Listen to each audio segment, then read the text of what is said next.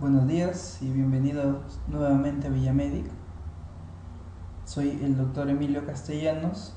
Vamos a tocar el curso de hematología y la clase del día de hoy será sobre hemofilias.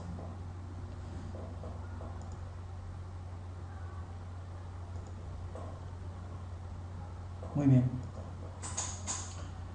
Empezaremos recordando que existen dos tipos de hemofilia: la hemofilia A y la hemofilia B. ¿Cómo diferenciamos la hemofilia A de la hemofilia B? Pues es simple, lo diferenciamos por el factor al que afecta cada enfermedad. La hemofilia A afecta o es la deficiencia del factor 8, mientras la hemofilia B es la deficiencia del factor 9. Podemos recordarlo sencillamente porque va en orden ascendente. Así como las letras son A y B, los números van a ser correlativos, 8 y 9. Así que es simple de recordar y siempre acordarlo porque es frecuente que pregunten a qué factor está relacionado la hemofilia A o la hemofilia B. Muy bien, abajo podemos observar un breve resumen sobre la clínica, solo en líneas generales para que recuerden. Esta es más o menos la parte básica, clásica, de donde salen la mayoría de preguntas acerca de este tema. Este tema de hemofilias es un tema simple, concreto, corto, así que no habría mayor problema con este tema si les viene una pregunta en el examen. Por ejemplo, dentro de la clínica, la hemartrosis, ya sabemos que es una de las articulaciones. Las articulaciones son los lugares principales donde va a haber sangrado. Hemorragias intracraneales, intramusculares, retroperitoneales son también parte del cuadro clínico esperable.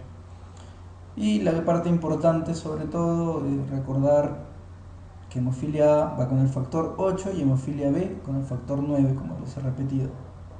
Ahora nadie puede equivocarse en esto, ya saben.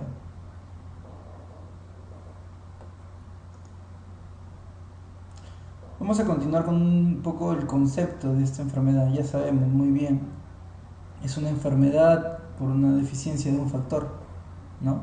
Pero vale recordar que es, dentro de las diátesis hemorrágicas hereditaria, la más frecuente. He ahí la importancia en lo que radica conocer esta enfermedad. Está ligado al cromosoma X, lo que va a ser muy importante para lo que les voy a comentar un poco más adelante. Y esto diferencia del resto de enfermedades de los factores de coagulación, ¿no? Porque el resto suelen ser autosómicos recesivos. Sin embargo, recuerden que esto es ligado al cromosoma X. ¿Por qué es importante? Porque las mujeres, como todos saben, lo normal es que tengan XX. Por lo tanto, solo afectarán una de las X, por lo que solo se afecta el 50% de los cromosomas y son por lo tanto portadoras asintomáticas. Cuando es un paciente sintomático es cuando disminuye el factor en más del 25%. Entonces, por lo tanto, las mujeres son solo portadoras asintomáticas. Si bien una mujer portadora asintomática puede traspasarle la enfermedad a un hijo varón, en cuyo caso pues se verá la única X afectada y por lo tanto va a ser sintomático. Por eso es importante saber que es una enfermedad ligada al cromosoma X. Siempre recordar, ¿no? Ahora todos recordamos que las mujeres son XX y que los hombres son XY, salvo algunos casos, ¿no? Bueno, la gravedad de la enfermedad en sí es variable. La enfermedad puede ser leve, moderada y grave. ¿Cómo dividimos esto de leve, moderado y grave? Muy bien, esto se divide al dosar el factor, ¿no? En este caso el factor 8. Según la proporción de factor 8, vamos a dividir que una hemofilia es leve, moderada o severa. Si está entre el 5 y el 25%, consideramos que es leve. Si está entre el 1 y el 5%, vamos a considerar la enfermedad como una hemofilia moderada. Y si encontramos que es menos del 1%, pues es grave. Muy bien, creo que esto está claro, no hay mayor inconveniente. Recordar las cosas básicas, como les digo, que les pueden preguntar, que está ligada al cromosoma X, que las mujeres son portadoras asintomáticas y que un paciente va a ser sintomático cuando es un descenso menor al 25%. O sea, cuando el factor se encuentra menos del 25%. Y según eso vamos a tener una división de hemofilia leve, moderada y grave. Que usualmente no le preguntan, pero siempre es bueno saberlo por cultura médica general, ¿no? Ahora, creo que no todos los laboratorios están en capacidad de medir estos factores, pero bueno, si algún día estamos en otro país o en algún hospital o mundo sistema de salud perfecto, pues quizá vamos a verlo, así que siempre tenerlo en cuenta.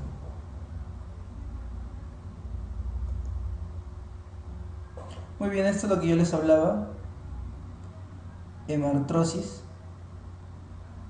Esta es una de las características principales, lo que más vamos a ver, lo que más se afecta, las articulaciones, genera este tipo de problemas, ¿no? A veces el niño comienza a gatear y se ve que hace hematomas y pues ahí se ve que inicia el problema y se puede descubrir la enfermedad, ¿no?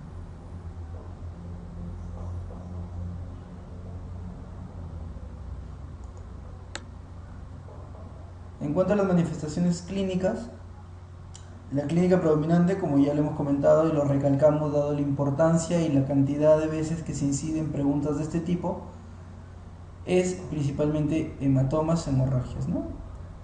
Dentro de ellas, hemartos son de los principales, ¿no?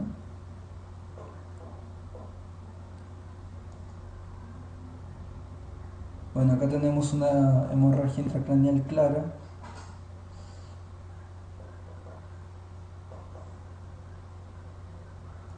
Ahora, la imagen anterior que veíamos de la hemorragia intracraneal, no puedo decir que sea exactamente una hemofilia, pero sí, pues tenemos que considerarla como parte del diagnóstico diferencial si es sobre todo una persona joven, ¿no?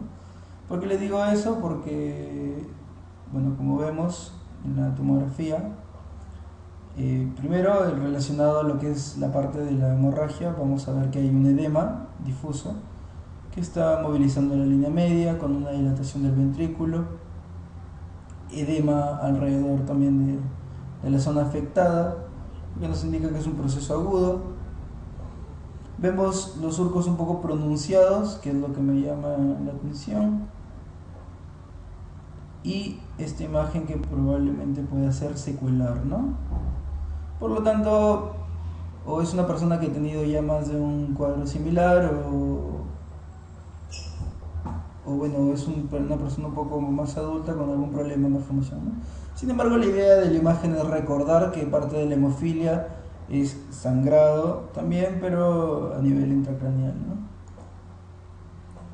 Muy bien, esto es importante, no solo para recordar la parte clínica, no solo para recordar que puede darse hematomas intramusculares, sino para recordar que pacientes con hemofilia en la vida le vas a poner una intramuscular, ¿no? Porque puedes llevar a esto. Muy bien. Tremendo hematoma debido quizás a una omisión de información o quizás fue la manera inicial del diagnóstico, ¿no? Recordar que los pacientes anticoagulados por otro tipo de situaciones tampoco deberíamos ponerles intramusculares.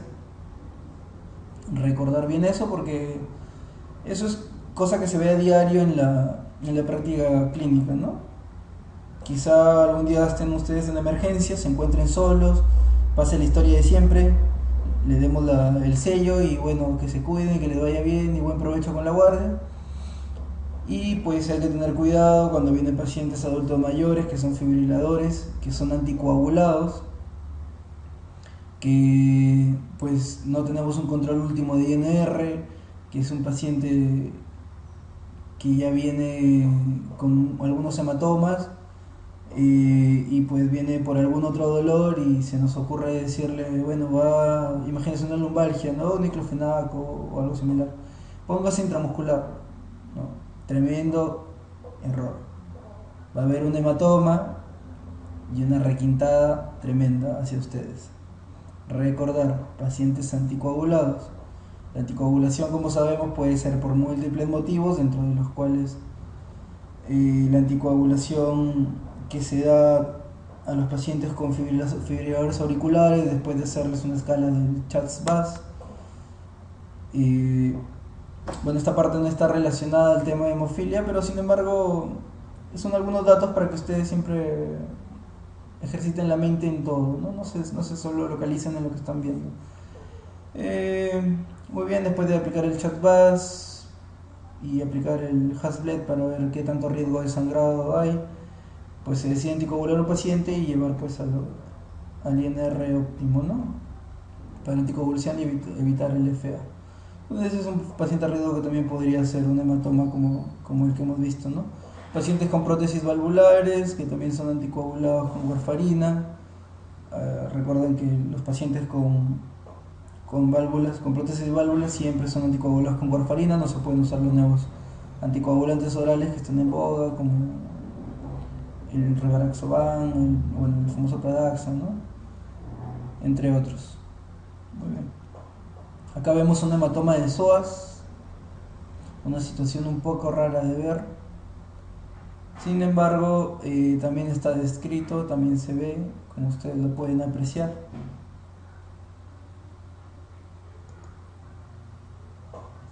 Dentro de las manifestaciones clínicas graves pueden haber un riesgo alto de sangrado, ¿no? En el músculo puede haber sangrado espontáneo y por supuesto que post cirugía se espera que pueda haber una hemorragia grave, ¿no? Y tiene sangrados orales frecuentes, así que hay que tener bastante cuidado y estar preparado, ¿no? Cuando es moderada el riesgo disminuye un poco, ¿no? El riesgo también se vuelve moderado en el músculo ante traumas menores que a personas normales como nosotros no les causaría ningún tipo de daño, pues podría generar algún tipo de hemorragia. Post cirugía también existen hemorragias moderadas y el sangrado por vía oral es común, ¿no? Cuando ya es leve, en el nacimiento usualmente no hay problemas, el sistema nervioso central rara vez se presenta el sangrado. En el músculo existe cuando solo hay traumatismos moderados o mayores. Y por cirugía solo sangra menos del 30%, ¿no? Y el sangrado oral es más raro.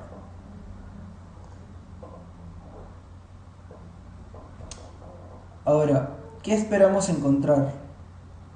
¿No? Esa es la pregunta. ¿Qué solicitamos un perfil de coagulación y cómo sospechamos que estamos frente a una posible hemofilia? Muy bien. Antes de llegar a esto, recapitulemos un poco.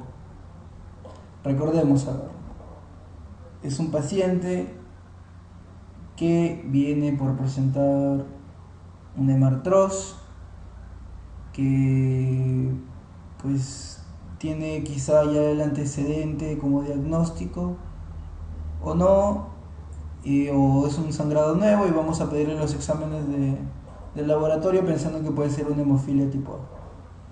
Muy bien. ¿Qué vamos a encontrar? Encontramos lo que observamos ahí en la pantalla. Primero el TTPA activado parcial prolongado, recuerden, o TTPA alargado, como lo quieran ver. En este caso TTP y la A de alargado, en el caso puntual de la hemofilia. El tiempo de sangrado normal, el TP normal, y para el diagnóstico exacto pues tenemos que ver los niveles de factor 8 y factor 9, tenemos que medirlos, ¿no? Y según eso vamos a ir a la clasificación.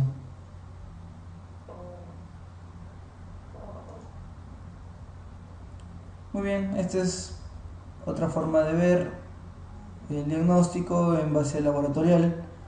El TTPA está alargado, el TP normal y el diagnóstico se corrobora con la dosificación de factor 8. Recordemos que si tenemos un paciente con una hemofilia ya diagnosticada, tendremos que hacer un cribado dentro de la familia, ¿no? Suponiendo que la madre es la que ha transmitido la enfermedad por el cromosoma X y que tiene más hermanos aplicando leyes de Mendel, pues llegaremos a la cantidad, bueno, a la búsqueda de los pacientes, de nuevos pacientes con esta enfermedad, ¿no? Dentro de la familia, por supuesto.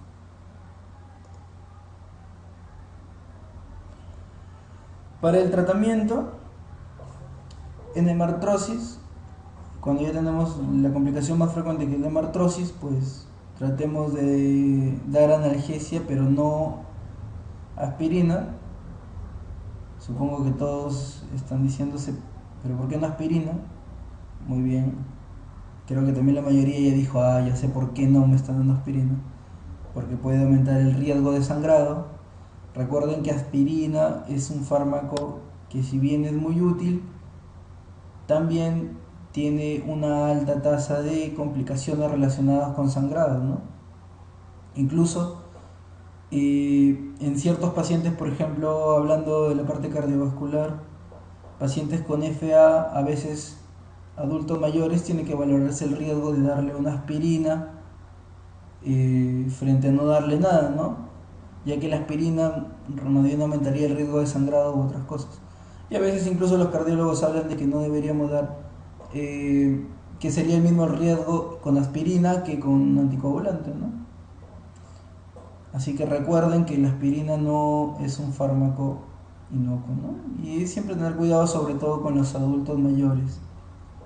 No dar aspirina de manera genérica a todos, ¿no?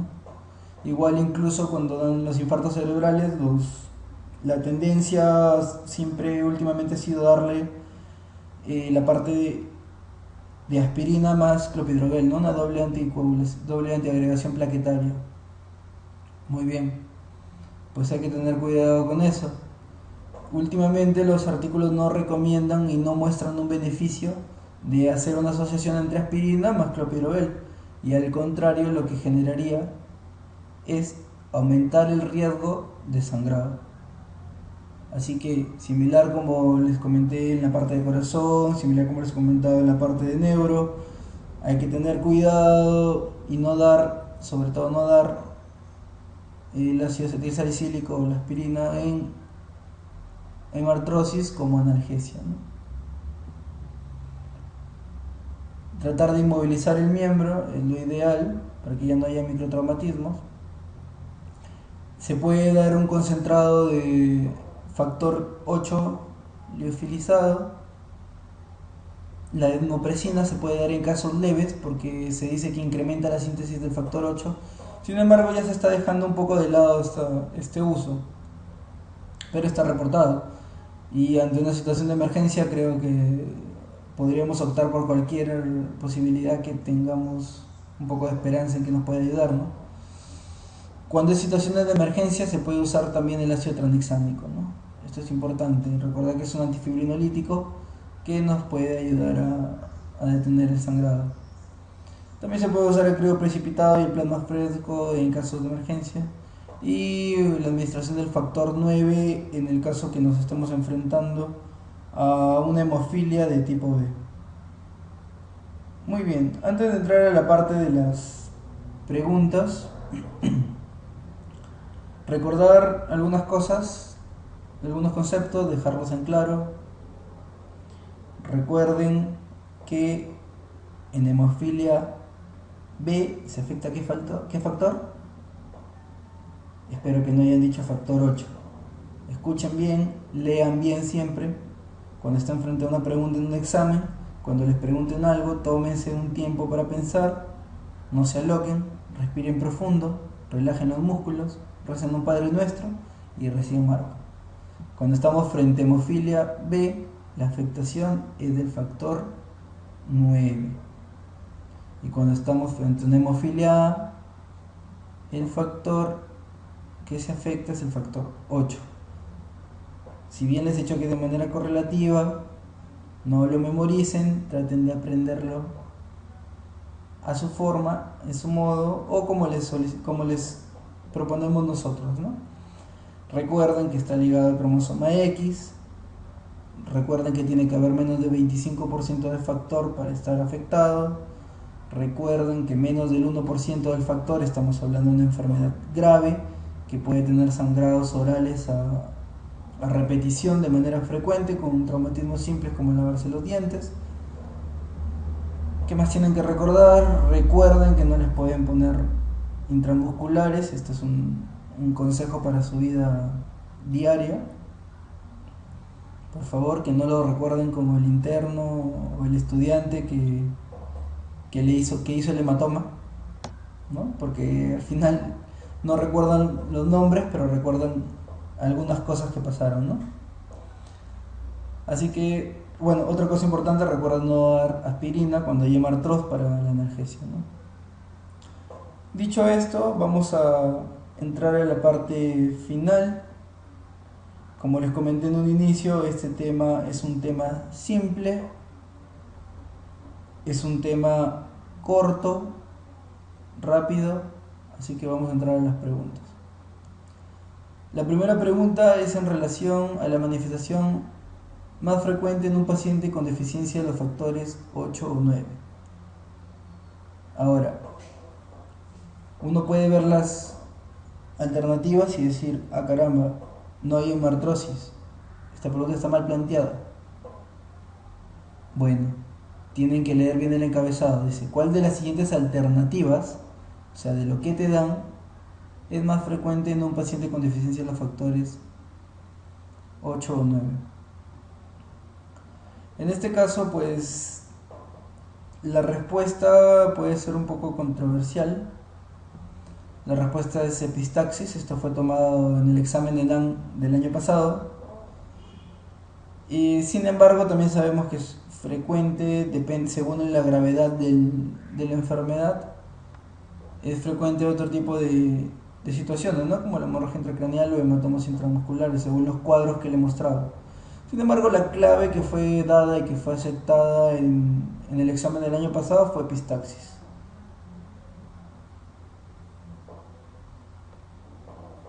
Quizá por ser una respuesta un poco más común que las demás, ¿no? Y esa es una pregunta típica y clásica, ¿no? Las complicaciones hemorrágicas más frecuentes en la hemofilia A son a nivel D, le ponen como alternativas pleura, sistema nervioso central, articulaciones, estómago, ninguna. ¿Cuál creen ustedes que es la respuesta correcta? Seguro que le han atinado. Pues sí, la respuesta es C, articulaciones.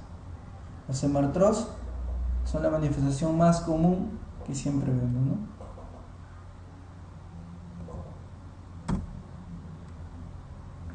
Muy bien, eso sería todo. De esta manera cerramos la parte de hemofilias. Un tema muy simple, la verdad. Recordar un poco del tratamiento también, en caso de emergencia sobre todo.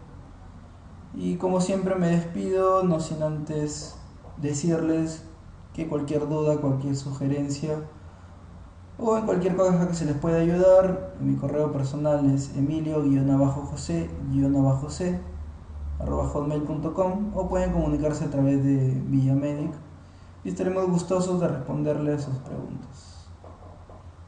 Muchas gracias y hasta pronto.